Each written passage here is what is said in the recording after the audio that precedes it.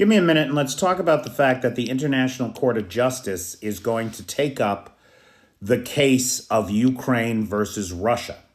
Now, what does this mean? Well, Russia told the lie that they were intervening in Ukraine, that they had to invade because the Ukrainians were committing genocide against Russian speakers in the East. Despite the fact that there is zero evidence that, listen, I'm here in Ukraine. I have talked to so many native Russian speakers. I just published an interview with one on Faces of Ukraine, my series on Instagram, in which she says very clearly that in 2014, when the war broke out, she fled the Russians. She's a native Russian speaker. She identifies as Ukrainian, as so many Ukrainians are. And so this lie that Ukraine was committing genocide is the basis under which the Russians invaded. Ukraine, to its credit, is saying, hey, this invasion is illegal because there was no genocide.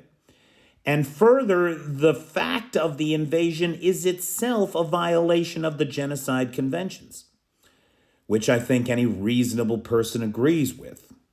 And so the International Court of Justice is going to take up the case, look at the facts as they are.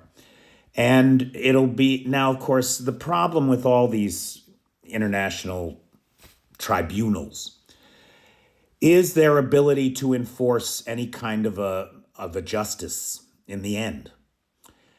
And the fact is that the only justice that Ukraine is going to get in this thing is what it grasps with its own bleeding hands, as it does on the field of battle every day.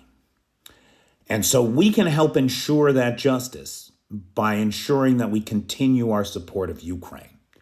And this kind of exercise is important. It is. This is civilization churning away.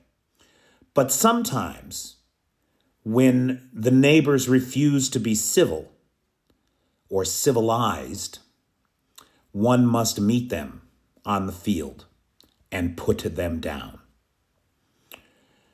Meanwhile, let the lawyers haggle, and let's make a case for the history books.